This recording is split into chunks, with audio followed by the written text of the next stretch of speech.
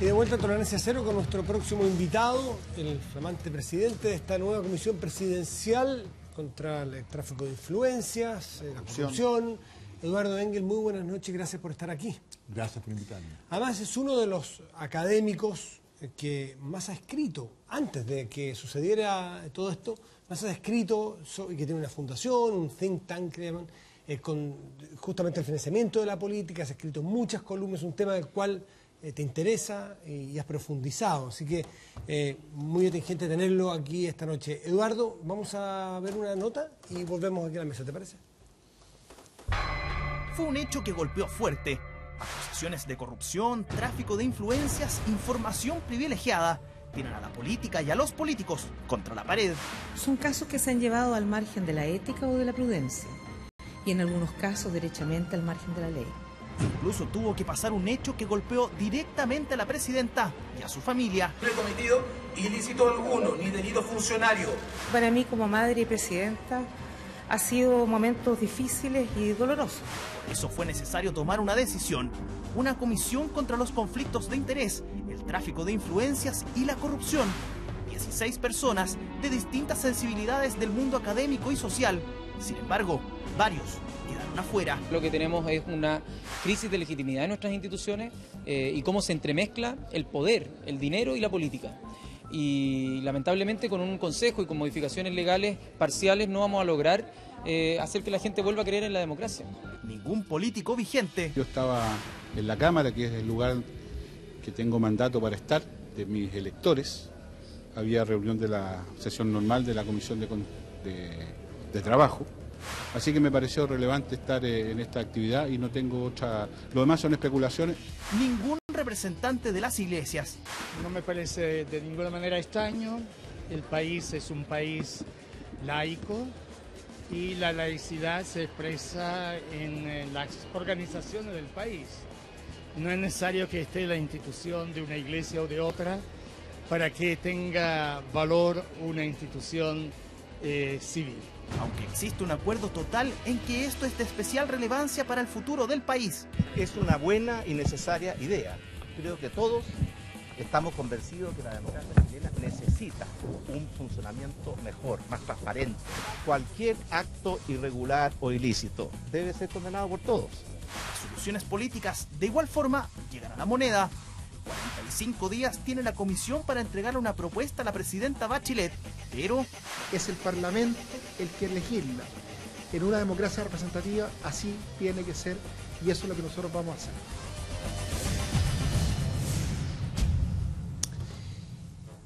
Eduardo Engel, tú eres un reconocido, no sé si militas, pero un reconocido, no militas, pero un reconocido simpatizante de la Concertación, de la nueva mayoría, de Bachelet. Sonaste incluso como probable ministro, no fue así al final, pero es innegable tu vínculo ideológico con este gobierno y simpatía probablemente de la presidenta, este votante de ella probablemente. En ese ámbito te quiero preguntar si a ti te parece que el caso Cabal se acerca más a lo que dijo el ministro Peñailillo en su momento, que esto era un negocio entre privados, y a lo que dijo el propio Dávalos al renunciar, cuando lo dieron haber echado. No hubo delito alguno, o se parece más al tráfico de influencias, la operación Cabal, que es lo que te va a tocar a ti ver como presidente de esta comisión. El caso Cabal tiene dos aristas. La arista judicial, que se está investigando y en que la presidenta ha sido muy clara que nadie está por sobre la ley y que hay que investigarlo hasta el final. Y ahí hay que dejar que investiguen. Lo que sí está claro a esta altura es que hay una arista política y en esa arista sí el costo es muy grande para la presidenta porque lo que se percibe en este caso es todo lo contrario a lo que ella representa. Se percibe, ¿no es cierto?, esta cultura de la pasada, esta cultura de ganar grandes cantidades de dinero básicamente sin hacer nada al respecto y eso es todo lo que la presidenta Bachelet, lo que su historia de vida no representa. Eduardo, entiendo cuando tú dices que todavía hay cosas que la justicia tiene que determinar, de hecho hay un fiscal, como por ejemplo si es que hubo alguna irregularidad de plata, si es que hubo tráfico de influencia, pero te pregunto tu opinión como, además, un experto en estos temas, como un académico experto. Por ejemplo, ¿qué te parece a ti la reunión de Dávalos con Luksic? Te quiero mencionar tu análisis solo a partir de los hechos públicamente conocidos, no lo que la justicia está indagando. Vamos a ver qué pasa cuando se revisen los computadores, por ejemplo, de Ruta 68, que entiendo que se llama la empresa que compró y que puso una querella ahora, o los computadores que le requisaron al propio Dávalos y a su familia. No te pregunto sobre eso, porque tú no eres el fiscal. Sobre lo que te parece a ti las reuniones, por ejemplo, insisto, entre Luxit y Dávalos, entre que el que le tasó el terreno a Cabal terminó siendo seremi de este gobierno en Rancagua. Ese tipo de cosas, las que están a la luz de público conocimiento, ¿te parece que se parecen al tráfico de influencia como tú lo has estudiado? En una columna que escribí hace 2 semanas, planteé otra pregunta basada precisamente en lo que sabemos, y que es, ¿qué explica que esto se compra en 6.500 millones y al muy poco tiempo se vende en 9.000? Ahí hay 2 posibilidades en la onda de las especulaciones. La primera, que el síndico que estuvo a cargo de esa venta no hizo la pega, que realmente inicialmente valía 9.000 y simplemente lo vendió muy barato y por lo tanto, más allá de ser una pasada, no habría nada ilegal. La segunda, que es lo que tú insinúas, que hubo tráfico de influencias, de que había información privilegiada con la cual contaba Cabal que no tenía el resto del mercado y que por eso el síndico al vender en 6.500 está haciendo la pega y acá tenía una información de que esto podía valer más. Eso son presunciones, por eso tiene que investigarse. El asunto, el tema central del caso Cabal no es lo que estamos hablando. El tema central es que el hijo de la presidenta de un día para otro ganó 2.500 millones en lo que se percibe como producto de una reunión con el vicepresidente, con el dueño de un banco. Eso es una dimensión sin política. Sin agregar más valor que ser hijo de la presidenta, aparentemente. Eso es lo que aparece. Fernando Villegas. No deja de tener valor, de todas formas, el apellido de la presidenta. ¿Cuánta fe tiene, Eduardo, de que las recomendaciones que salgan eventualmente de este Consejo, si es que son distintas a los proyectos que han estado en algún momento en el Congreso, recomendaciones que pueden agregar nuevos elementos, ¿qué fe tienes de que eso van a ser puestas en vigor? Porque, paradojalmente, curiosamente, quienes son parcialmente vistos por la opinión pública justamente como parte de estas máquinas conectadas con el dinero, por definición los políticos, van a ser los que van a recibir esas recomendaciones en la forma en que sale el proyecto de ley y van a tener que votarlas. Entonces, claro, el Consejo, desde el punto de vista de la opinión pública, aparece como una cosa necesaria, como algo bueno, es lo que llaman los gringos un stunt comunicacional. Pero, ¿cuánta fe tienes tú en que esto se va a convertir en leyes que luego se van a aplicar con vigor, sanción, fiscalizadores, etcétera, y no va a ser meramente como ese evento con los estudiantes cuando levantaron la mano, ¿te acuerdas? Que se ha sacado siempre a relucir precisamente como ejemplo de estos stunts publicitarios. A ver, yo concuerdo con el nuevo presidente del Senado, Patricio Walker, que la última palabra la tiene el Parlamento. Ellos fueron elegidos, ellos legislan.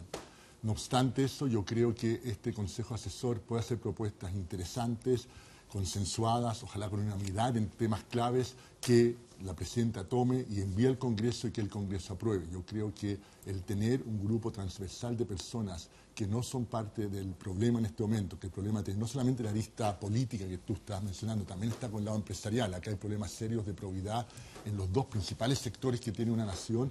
Venir de un grupo transversal, por la vez que está con cierta distancia de esos problemas, le da una legitimidad frente a la ciudadanía y que muchas veces le puede permitir, le puede facilitar el legislar a nuestros legisladores. Pero la última palabra la tienen ellos. Perdón, déjame decir, tienen un punto. Antes de que empezara el programa, me acuerdo que conversamos de este punto con mis colegas y amigos acá. Colegas, digo. Colegas, yo también quiero hacer el punto. Aclaremos el punto. Y poníamos algunos ejemplos que uno conoce de historias donde el Parlamento, en un momento de entusiasmo o presionados por un estado de ánimo, hay una famosa sesión nocturna, creo que la Asamblea Constituyente, al principio de la Revolución Francesa, donde terminan votando cosas que iban contra los intereses de muchos de los que estaban ahí y en una especie de carrera armamentista de quién va más adelante en el proceso de apoyar las reformas que se estaban proponiendo. Y yo te pregunto si podría darse algo similar en el sentido de que a pesar de que hay mucha resistencia, incluso que ya se manifiestan en muchos políticos, llegado el momento en los que hubo, por eso que tú dices, esa presión, ese estado de ánimo, esa sensación de que yo aparezco como apoyando la reforma, pero por último va a haber otro que la va a parar, así que yo puedo hacer esta maniobra. Y al final se encuentran con la sorpresa que sí, ese Parlamento, que aparentemente podría estar en contra, termina apoyando. ¿Eso tú crees que es la mecánica que se Déjame darte un ejemplo concreto, Fernando. Alta dirección pública, un poco más reciente que la Revolución francesa. Un poco más reciente. Un poco más reciente. La alta dirección pública tiene problemas, pero sí fue un avance, y ese avance le quitó poder a los partidos. El número de cargos que nombran los partidos a su merced se redujo notablemente luego de la alta dirección pública. Es cierto que hubo problemas, es cierto que la rotación cuando asumió Piñera y el último gobierno de Bachelet fue mucho mayor de lo que uno quisiera. Es cierto que se abusan la posibilidad de tener interinos, pero hay que mirarlo en su conjunto. También es cierto que fue un avance notable y que ahora hay que seguir avanzando. En este tipo de cosas se dan 2 pasos adelante, se retrocede un paso, viene una nueva crisis, se puede volver a dar 2 pasos adelante. Yo sí soy optimista y creo que podemos seguir avanzando de manera importante, aun cuando eso signifique que en algunas dimensiones los políticos entreguen parte del poder que tienen. Creo también que en otras dimensiones uno les puede facilitar la labor, porque hay medidas que son necesarias pero que son impopulares. Y en esas medidas el hecho de que haya un grupo independiente y no de ellos facilita la legitimidad frente a la población. No es solamente quitarle el poder, sino que es también darles más poder en algunas dimensiones. Es un asunto complejo. Eduardo, ¿cómo estás? Yo voy a hacer una acotación respecto de algo que ha pasado y después voy a decir en lo que pudo haber ocurrido y que no hubiese probablemente necesitado que existiera la comisión. Sobre lo que ha pasado, a mí me parece una buena señal el que prácticamente todo el Parlamento se haya puesto en contra de la comisión apenas se nombró. Porque si es que la comisión va justamente a investigar la relación entre el financiamiento, el tráfico de influencia, la corrupción en la política, los que efectivamente se debieran sentir amenazados por la comisión debieran levantarse y decir, oye, no nos gustó la comisión, está mala. Si hubiese sido totalmente distinto, si todos se paran a aplaudir, oye, fantástico, y Eduardo Engel, el presidente, pero brillante, y además va a estar Benito Baranda, mira qué bueno, qué fantástico, y José Andrés Murillo, fantástico, extraordinaria, nos parece el desjueves. Automáticamente yo he entrado a sospechar si es que una comisión que va a modificar la forma en que ellos hacen la política y su financiamiento adquiere tanto prestigio y tanto valor, entonces el arreglín está firmado de antemano. Que estén en contra de la comisión me parece que habla de que efectivamente se sienten amenazados por lo que es un cambio de reglas de juego, que es además lo que creo que Chile está pidiendo, que haya un cambio de reglas de juego. Y ese es mi primer comentario. Mi segundo comentario es que yo creo que no hubiese pasado, o quizá, estoy hablando de una cosa que eventualmente no la podemos nunca comprobar, porque es un contrafactual que no ha existido, pero pudo no haber existido esta comisión si la presidenta hubiese hecho una cosa totalmente distinta a lo que hizo. Si la presidenta hubiese echado a su hijo y no hubiese esperado su renuncia. Si la presidenta hubiese inmediatamente pedido al Ministerio del Interior que se hiciera parte de la investigación si acaso había o no había tráfico de influencia. Y si que la presidenta hubiese demandado directamente a su hijo y su nuera que devolvieran la plata en exactamente el tiempo en que se demoró ella en enterarse de la situación, probablemente el estándar ético para los funcionarios públicos se hubiese puesto en un nivel tan alto con su propia familia que quizás no hubiese sido necesario hacer una comisión de este tipo. Pero la presidenta no hizo eso.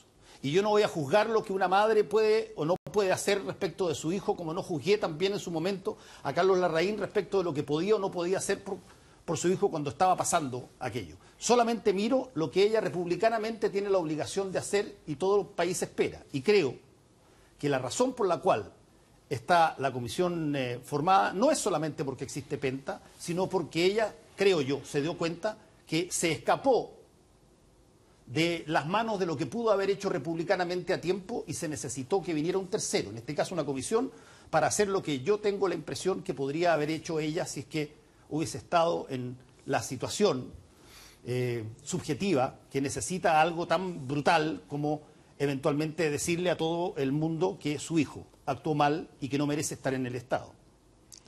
Déjame agregarte un tercer escenario en esta política ficción. Esto es pura especulación y, como tú dices, contrafactuales. El tercer escenario es que con el caso Sokimich, que está en pleno desarrollo, eventualmente hubiésemos tenido que la crisis se siga agravando y también es necesario tener esta comisión.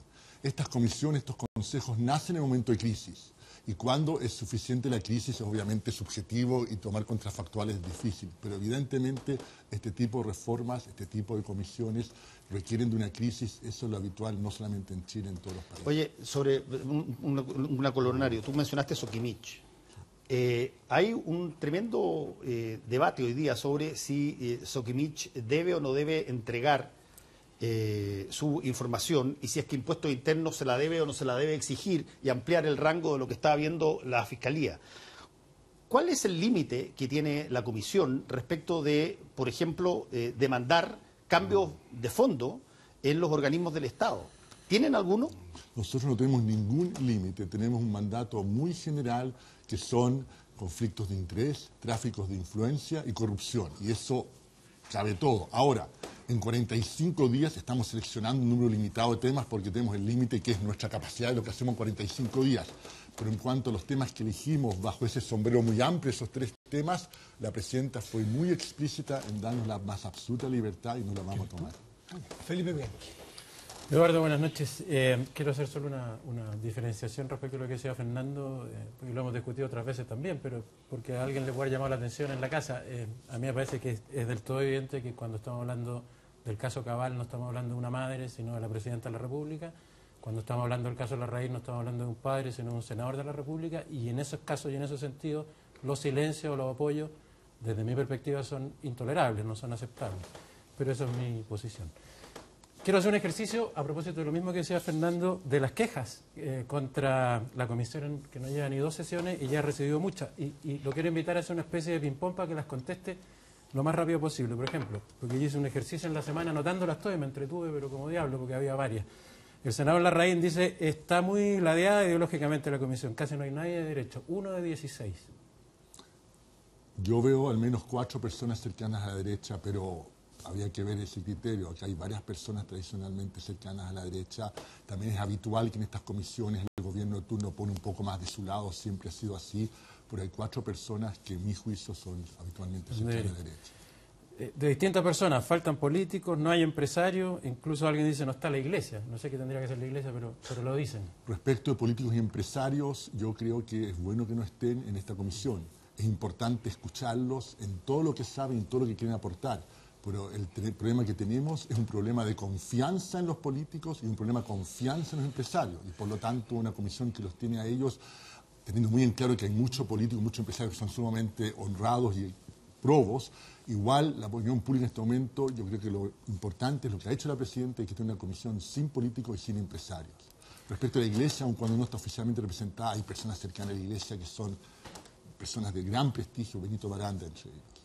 Tercera, los resultados de otras comisiones, que esto me parece uno de los temas más relevantes. Por ejemplo, está funcionando en este mismo momento la Comisión Bravo, que es la de la reforma a las pensiones. Llevan 1 año trabajando, están divididos, no hay acuerdo, ha habido renuncias. Es difícil pensar que los resultados de una comisión pueden ser útiles o rápidos al menos. El Consejo contra el del 2006 de la Educación, que eran más de 70 personas, quedó también en nada, también era un consejo y una comisión. Y por ejemplo, a partir de eso hay hoy en el Mercurio una encuesta donde se le pregunta a la gente, ¿cree que el Consejo Asesor creado por la Presidenta para impulsar la nueva regulación logrará su objetivo? El 65,8% dice no. ¿Cómo se hace cargo de esa falta de credibilidad hacia las comisiones, hacia los consejos? Varias cosas. Primero, la comisión, ahí están las comisiones que han tenido problemas o están todavía en proceso. Hubo comisiones muy exitosas también. La comisión Marcel fue una reforma al sistema AFP que marcó tendencia, que fue clave. Así que hay de todo. Hay exitosas y no, pero hay varias que han sido exitosas en ese sentido. Segundo, y bien importante, y acá, cuando uno habla con gente fuera de Chile y cuenta esta historia de las comisiones, lo primero que preguntan, bueno, ¿y cuánto les pagan? Y que todas estas comisiones sean 100% ad honorem, que haya gente que se pasa, en nuestro caso, 45 días, pero en esas comisiones que usted menciona, meses o hasta 1 año, trabajando ad honorem para el Estado, sin ninguna remuneración y con un gran sacrificio. Yo estuve en esas comisiones, es algo admirable y que en otros países dicen y la gente participa en eso, y acá realmente gente transversal acepta participar en todas estas comisiones, de todos los lados del espectro político, de todos lados de la sociedad. Así que eso me parece muy, muy positivo. Finalmente, la encuesta hoy día en que de 33% nomás tiene esperanza en esta comisión, nos anunciaron hace 3 días. A mí me sorprende que la gente nos conozca en este corto tiempo. Estoy seguro que cuando llegue el momento en que hagamos nuestras propuestas, que es bastante luego, van quedando solo 40 días, esas propuestas van a convencer a la gente escéptica de que esto realmente son buenas propuestas. Me quedan 2 nada más. Vivian Brand, del Consejo para la Transparencia. A diferencia de las comisiones, nosotros no consensuamos, como diciendo una... Creo que eso está sacado de contexto y en ese sentido ese titular en ese diario no fue justo. La entrevista es bien positiva, el titular no. Básicamente la idea es la siguiente, lo dice Vivian Blanlot, es el Consejo para la Transparencia tiene que ir donde esta comisión y presentar esos puntos de vista. pero no estar participando dentro de la comisión. En ese sentido me saco el sombrero frente al Consejo para la Transparencia, porque ellos entienden que el rol de ellos es aportar desde fuera. Las instituciones propiamente tal no deben ser parte de una comisión, sino que ir a esa comisión y dar su punto de vista y darlo convencidos y no entrar a lo que va a hacer esta comisión, que es buscar lo más posible temas de unanimidad para que sus propuestas sean más potentes. Así que en ese punto no lo veo como negativo. Yo también leí el titular y dije, pucha, y después leí en la entrevista y dije, excelente, esto es lo que hay que hacer como institución del Estado y vamos a invitar al Consejo para la Transparencia para escuchar sus puntos de vista en los temas que les corresponden. La última crítica hoy de Carlos Peña, que a propósito, según los diarios, tuvo el ofrecimiento de integrar la comisión, pero no la aceptó. La supuesta inconsistencia que habría al nombrar esta comisión para resolver solo un grupo de expertos el tema de la ética en la política, cuando la resolución para otros casos como la Constitución, la reforma en la educación, el gasto público, no se hace con expertos, sino que se hace en un discurso que dice que hay que ampliar el margen. Yo discrepo de ese columnista en el sentido de que para él le parecería que participar en una comisión de este tipo es perder la independencia. Yo creo que uno mantiene la independencia y además tiene un compromiso con contribuir a mejorar el país. Es muy cómodo estar como columnista opinando muchísimo y sin nunca meterse en temas de políticas públicas. Cuando llegan los momentos importantes en la historia de un país, yo creo que uno se puede restar de este tipo de esfuerzos y al menos yo considero que no escribir columnas por 45 días no es el fin del mundo y contribuir es una gran oportunidad. Eduardo, el Consejo tiene como objeto, entre otras cosas, aunque todas van a lo mismo, combatir la corrupción. En algún momento Matías dijo que estábamos llegando a una situación en Chile que cada vez que abríamos un armario había un cadáver. Ahora, yo personalmente creo que un país corrupto es uno donde ya los cadáveres están caminando por las calles, están en el paradero de micro, están desfachatados, digamos, por la vida. Creo que no hemos llegado a ese extremo, pero estamos acercándonos. ¿Cuál es tu punto de vista al respecto?